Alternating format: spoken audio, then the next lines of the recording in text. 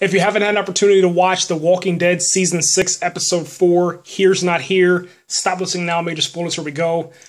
Woo, man.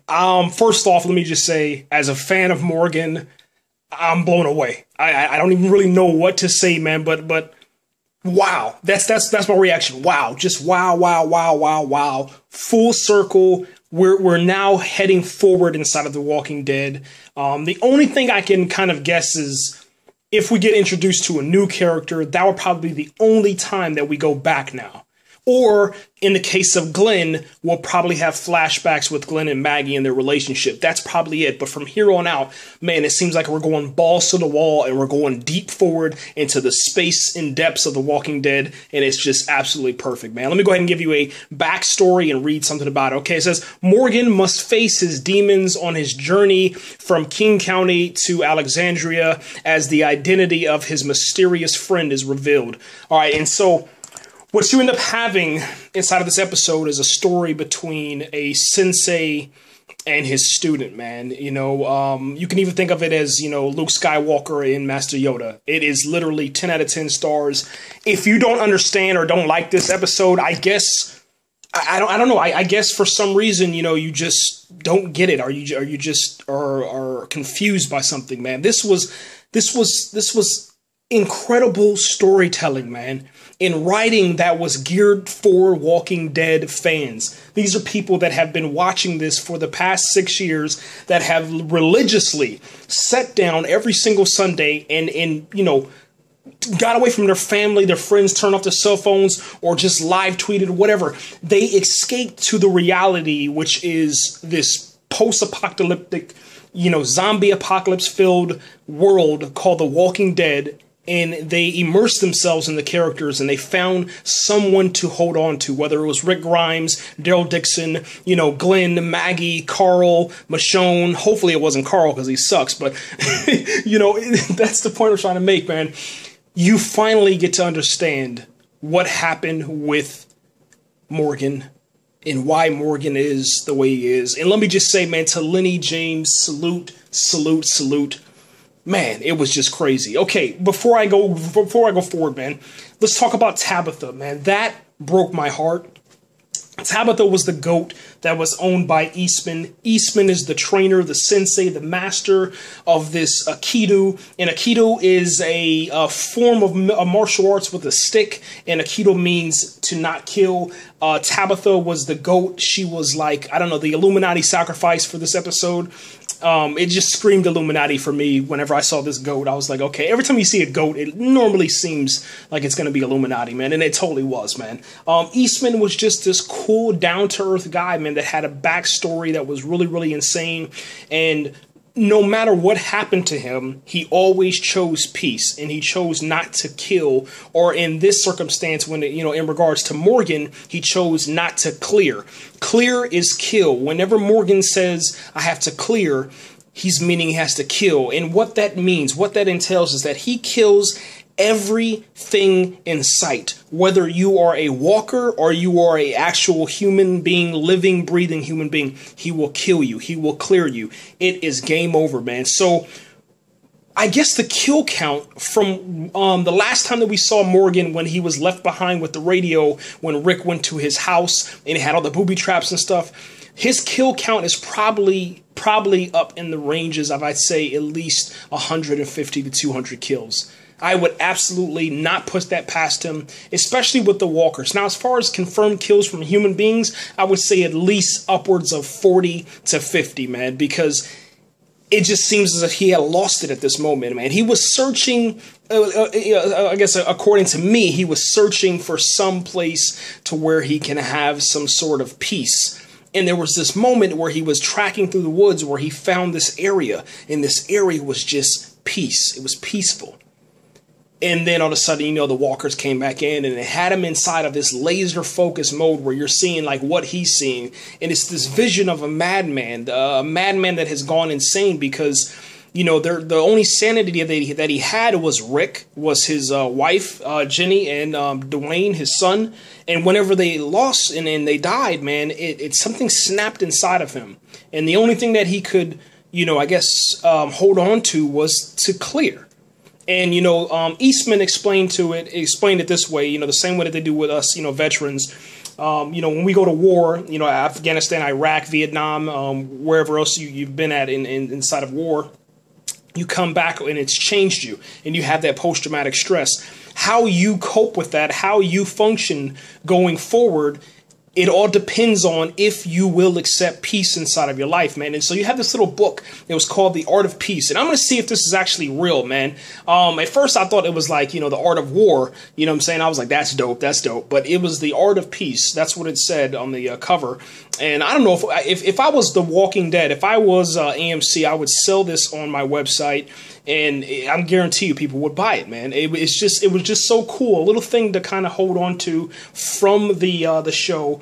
And it was pretty dope, man. But you open it up, it says Aikido. It talks about, not killing. And then it has a paragraph that's written. I'm going to go back when it plays again in the next 20 to 30 minutes after the Talking Dead is over with. I'm going to watch that again just to see, what it actually says. I want to pause that and read that, man, because I thought it was very, very important, man. Here's the thing, man. Eastman, whenever Eastman and Morgan come into contact with each other, Eastman is inside of this area of the woods that is secure. It's a cabin. Eastman seems to have some sort of skills, I guess you can say, as far as survival skills, because Morgan arrived at Eastman's camp with a loaded semi-automatic weapon, and he was firing shots, but Eastman wasn't hit. He just kind of convinced me. He said, listen, put it down, put it down, put it down. And he didn't put it down. Morgan didn't. So Eastman ended up knocking him out with this stick, and then he puts him inside of this jail cell, this cell. It comes out, I guess it turns out that the cell inside of Eastman's house was meant for this guy, this killer guy that killed Eastman's wife and son. And I think his daughter too, but he killed pretty much all of his family. And Eastman knew the guy inside of prison. He was like a convicted murderer or whatever. And Eastman, saw pretty much right through him and got him locked up for more time. Anyway, the guy's connections inside of the prison led to his escape, like El Campo. And once the guy, escaped, he went directly to Eastman's house and he killed him. He literally... It was crazy, man. He murdered him. They didn't show it, but the way the guy talked about it, Eastman, he said, no matter what, I choose to not kill. I believe that all life is precious. I believe that all life is precious. I'm convinced that all life is precious. And he keeps repeating this chant. And that's the whole thing about this Aikido and this lifestyle. I guess you could say the art of peace. When you accept the art of peace, you no longer want to kill. You no longer want to harm. You want peace, and you want to treat every single life that it's precious and that it deserves. I guess you can say an opportunity for a second chance, a third chance, and time again until you get it right. And here's what's very, very interesting, man. Whenever we go to the end of the episode, we go back forward. We flash back forward to the present time. At the end of episode number, and let me make sure I get this episode correct. Let me kind of go back real quick. Hold on, give me 10 seconds. I'm waiting for this thing to load. When we go back to season 6, episode 3, thank you. The episode ended, and Morgan was fighting this I keep saying werewolf. He was fighting a wolf, from the Wolves Not Far group, and what ends up happening is that Morgan hits the guy at the end, and he says, I'm sorry.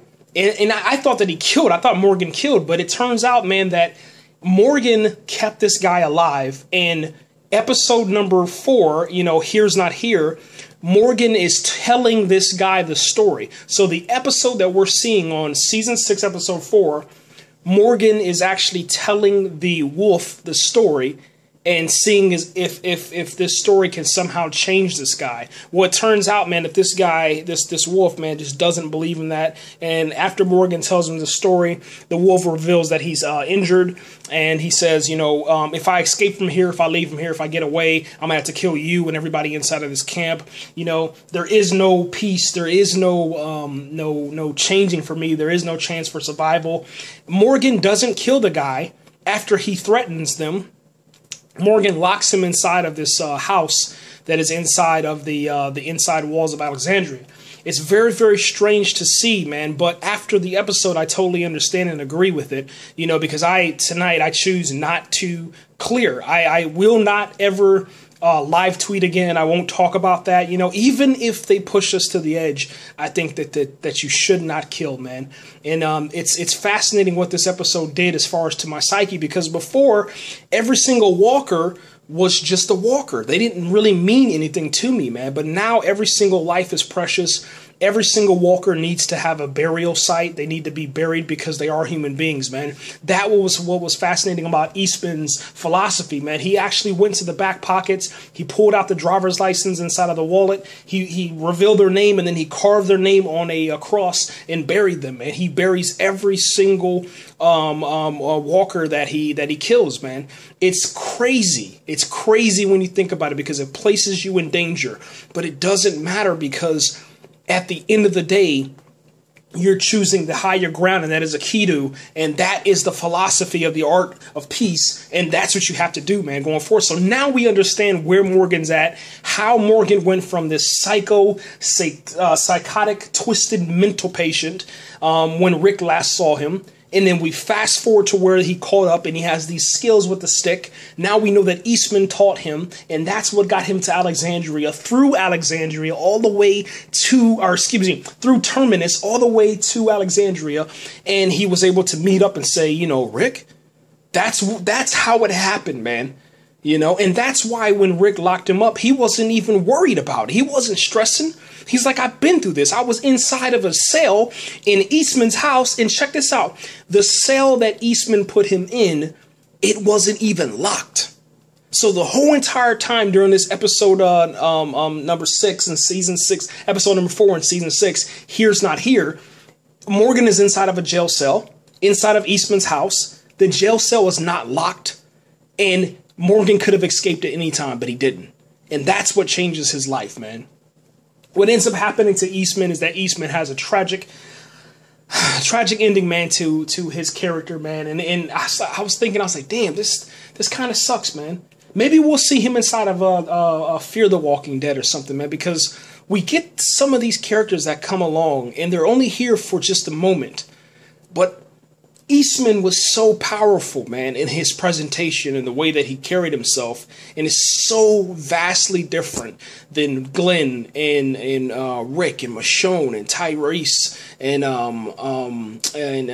T-Dog and Carol and Carl. All of these guys, it's so different. It almost reminds me of Herschel, man. And I think that's what's fascinating about a lot of these characters that come along and then they're gone, because what are we stuck with? What are we choosing? You know, and it seems as if we're heading down towards where the governor is at, you know what I'm saying? And it seems as Rick is heading down that way, you know, where no one gets a chance. Everyone dies, man. It's crazy when you think about it, man. But I tell you, it was a really, really awesome episode. I still can't believe that, you know, Tabitha died, and so did Eastman. But I guess going forward, man, we'll see how Morgan is able to either deal with Glenn, if Glenn is a walker, or if Glenn is psycho or crazy. I don't know, man. It's going to be something to think about, man, how everything changes. Because after this episode, after Here's Not Here, every single thing about The Walking Dead has changed. And once again, we get excited for what could be a possibility of up to 12 seasons of The Walking Dead, which was confirmed today on November 1st, 2015, man. Greg Nicotero said 12 episodes or 12 seasons, man, of The Walking Dead. Think about that for a second. We're out of here, ladies and gentlemen. I know I probably did not cover every single thing, man. But, you know, leave your comments, man. What do you think about this? And once again, I really appreciate you guys supporting the channel and listening to these little podcasts for The Walking Dead. Like I said, I will try to get more and more Walking Dead stuff up if I get a chance, man. Life sometimes gets busy. But also, you know, this holiday season is coming up, so I will have more time during Thanksgiving break and also Christmas to put more stuff up, man. Seriously, guys, just give The Walking Dead writers, the cast, the crew, just give them a round of applause, man, because tonight was a damn good episode. After that crazy incident with Glenn, man, tonight was an absolute damn good episode. And now we just sit and we waiting to find out what happened to Rick and what happened to Glenn, man. I'll put my predictions up, guys, and go check that video out. You'll see it in the description box, all the links for different episodes and different reviews and different stuff that I'm throwing up there. And we will continue to look for Glenn, man. Look for episode 2 of the search for Glenn Rhee. It will be uploading next Sunday, man. Right here.